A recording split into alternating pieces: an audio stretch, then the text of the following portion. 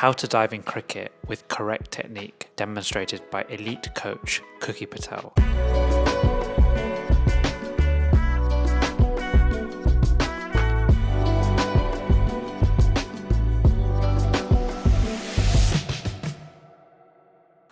So we're going to have a look at this dive. So if I'm coming in here and I'm diving that way, why have I got the mats at a bit of an angle? Why haven't I got it at 90 degrees? So it's going to allow me to see the ball better here than here, because I'm not going to be able to move that quickly to get across to see it. There's going to be times when I do have to get it there, yeah? But if I can, I want to cut the angle off and have it out in front of me so as it's easier for me to see the ball. Same like we pick it up here. There's going to be times when we end up picking it up there, but most of the time we want to get in the best possible position, don't we? Yeah? Okay, so if that's the ball there, all right,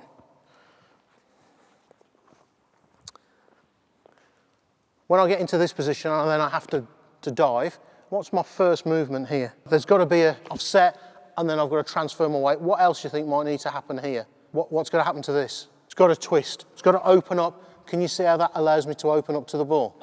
Yeah? So there's got to be that. So when I come in here and I've set, I've got to open up and then I can push myself off. When I push myself, which leg is providing all the power? My right leg or my left leg? Yeah, that's the one that's loaded. That's the one that's hurting at the moment. Yeah, that's the one that's on fire. That's almost fully extended, so there's very little in there. When I land, we're looking for our forearms to make contact first. Okay, so just imagine I've gone across. I can't levitate, so imagine I've caught the ball. First thing that's going to make contact is our forearms. And notice how they're parallel to the surface. Because if I go like that, what do you think is going to happen? Ball's going to possibly pop out, and it's also going to hurt. So as I land here, I'm going to look to push my elbows out. Okay? When I land, what hits the ground next? So you're looking at your torso, and then you're looking at your thighs. No knees. No knees. Okay? So that's the process that I'm looking at when I'm looking to dive. Okay? So in order to practice that, okay, what I'm going to do is if you just throw the ball in here, and don't forget we've done catching, so I'm not worried about catching, I'm worried about the landing, because I want my players to be safe. So instead of being 90 degrees, I'm just going to turn myself to a bit of an angle at my knees, yeah? Just a little feed into there for me, yeah? Decent pace, off you go, nice and low. Go on, yeah? Okay, so it needs to be that sort of pace, yeah? Yeah. So can you see I've pushed my elbows out, yeah? Was it a swoosh or was it a crash? And that's what we want to try and get to wherever we can. So the more we can dissipate our energy, the less impact, okay? So when Broomy rightly said so, about I'd got a master's degree in diving, it was this sort of diving, okay? So we had, I think it was 4 or 5 academy lads in a lab in Gloucester University, landing on a force platform, and they did about 400 dives throughout the day, bless them, that were videoed top, middle, left, right, bottom, with a force plate underneath. And the lower they got, the better. Obviously, the tighter they got, the taller they got, the heavier it got. Okay? So there you go, it's a year's worth of research in a sentence. Get yourself low. Okay? So as low as you can to try and dissipate that energy. Okay? And all we're looking to do, yeah. Yeah, no, beautiful that. Okay, so we're just looking for that sort of movement. I'm just going to practice what I preach here. Okay. And the more we can do of that, yep. So come on, don't be shy.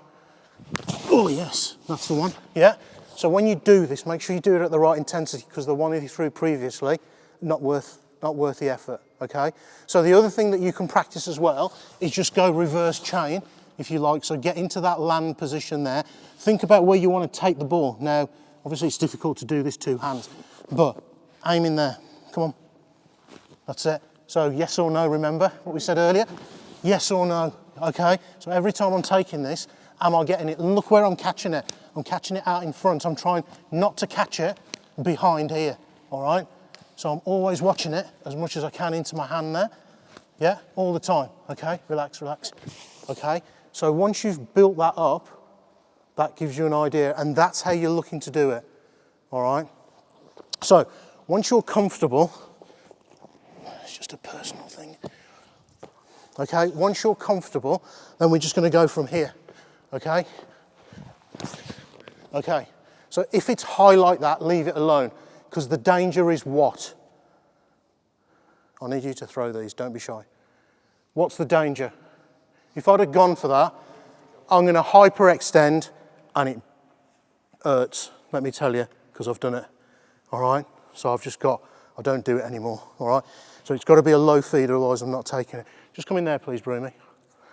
Okay, so what helps with timing here is if you can go 1, 2, 3. I know when I'm going, because otherwise I'm all over the place. Yeah? Okay, so if you look at the landing now, look how I've pushed myself across. Okay, I know I've caught it one-handed, but it was a stretch. All right? Now, if you're happy with that landing, then you've got a repetition, repetition, repetition. Okay? What happens a lot,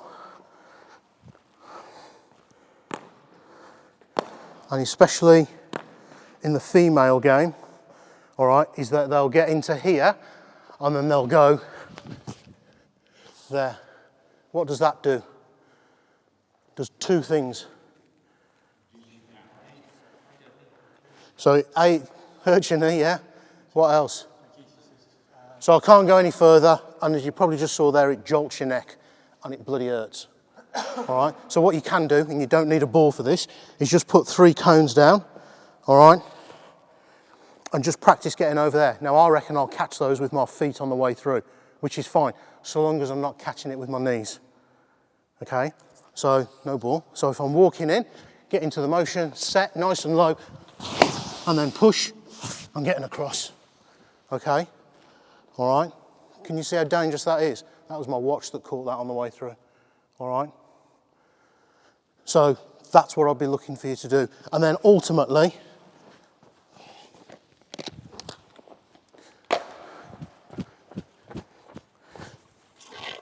what you can do as well is if somebody stands here, somebody's feeding there, players walking in there, they're going under the stick, or over the stick if you're feeling brave. Definitely under the stick, okay? Under the stick, but over the cones on the floor. Yeah? And if they do that, then they're probably getting into the right position. Yeah? But it's about that dissipation, and you should be able to push yourself across. Okay? Just going back to that dive, you're feeling athletic? Good man. Just come and lie down here. Just come and lie. Yeah, on the floor. Face down, right? Yeah, facing me. Are you right-handed? Yeah. Yeah, so imagine you're at backward point. You've just taken a great diving stop here. Yeah, so you're on your front. Can I have that ball? You got another ball? Yeah, so just come this way a little bit, because I don't want to catch the... That's it. So what's the other thing that the fielders might have to do here? Because it could be a no ball or it could be along the ground. What's he got to do? Get up. He's got to get up, hasn't he? Okay, so when you say go, you've got to get up onto your feet, ready to throw that way. Yeah? In a balanced position, all right? And I've got to get up and throw that way when he says go. Right. Okay, so the best way of doing that, I think, to start off with kids, is to get them down, okay?